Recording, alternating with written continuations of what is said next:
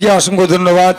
Selection মতো কাজ করলো, কারণ আজকে অনেক শিল্পী আছে, জি বাংলা শিল্পী আছে, সিরিয়ালের শিল্পী আছে, আর আমাদের আজকে এত সুন্দর অনুষ্ঠানের বয়েজ ক্লাব যারা এত সুন্দর অনুষ্ঠানের আয়োজন করেছে অক্লান্ত পরিশ্রম করে, তাদের দিকটাও দেখতে হবে। আমি বলেছিলাম বিচিত্র অনুষ্ঠান, এখানে গান নাচ সব হবে, তো এবার গান হয়ে গেছে, একটু নাচ হোক। আর নাচের মধ্যেখানে আমার একটা খাঁজ হবে, এ তো আমি তো জানি খাঁজ হবে, কারণ আমার এক দাদা এসছেন, দাদার জন্য তো একটা আলাদা দিতে হবে। কি রে তোরা কি তোদের জন্য মাল দিতে হবে? তোদের জন্যই দেই। এই বাচ্চারা এরা কবে যে বাবা মাকে বিক্রি করবে, বাবা মা টের পাবে না। সেদিন স্কুলে গিয়ে বললাম, ছেলেরা পড়াশোনা কেমন হচ্ছে? কোনো গন্ডগোল নেই, কোনো খিস্তাখিস্তি, কোনো বাজে কথা? সংস্কৃত পড়ু। রামায়ণ কে রচনা করেছিল? এরা কেউ বলতে পারে না। পেছন থেকে একটা ছেলে বলছে, আমি বলবো। বলো বাবা। ঋষি চুলমিকি। কে? ঋষি চুলমিকি। ঋষি চুলমিকি? ওটা তো ঋষি বাল্মীকি। আপনি তো বললেন বাজে কথা বলতে না, খিস্তা খিস্তি করতে না, ওই জন্য বাল না বলে চুল বলছি। কি এমন ভুল বলছি? কবে যে বাবা মাকে বিক্রি করবে?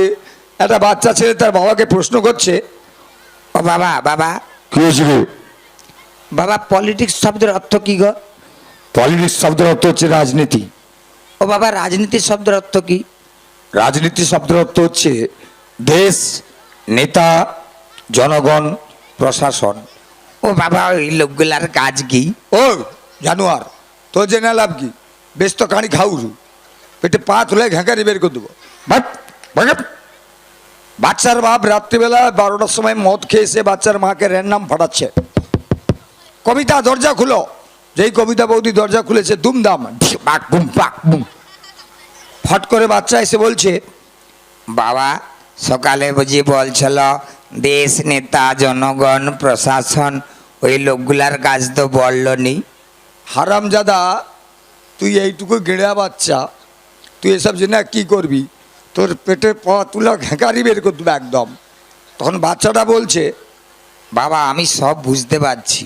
ওই কি বুঝছু বল, কি বুঝছু বল। আমি এই বুঝতে পারছি, আমার মা হচ্ছে দেশ, তুমি হচ্ছে হারামজাদা বিস্ফোরা নেতা। রাত 12টায় মাল খেয়ে এসে মাকে ফাটাচ্ছ, দেশের অবস্থা 12টা বাজিয়ে দিচ্ছ। আর আমার দাদু ঠাকুমা প্রশাসন, বুড়া বুড়ি খিল্লাগিতে চুপ করে শুয়ে পড়ে আছে। এখন আসবেনি, গন্ডগোলের পরে ভোরবেলা আসবে।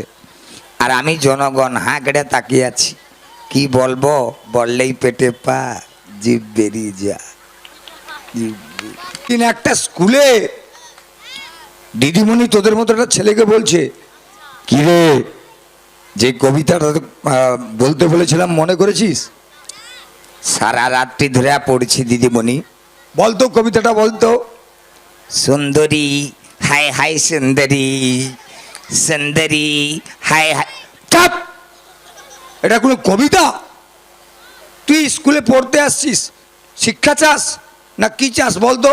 ঝুমা চুমা দে দে, ঝুমা চুমা দে দে চুমা।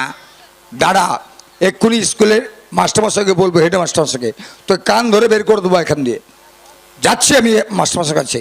সঙ্গে সঙ্গে ছেলেটা দিদিমণির কাপড় ধরে টেনে বলছে, সুন্দরী দোহাই তোমায়, হেডমাস্টার মশাই কিছু বলো না। চাপাক!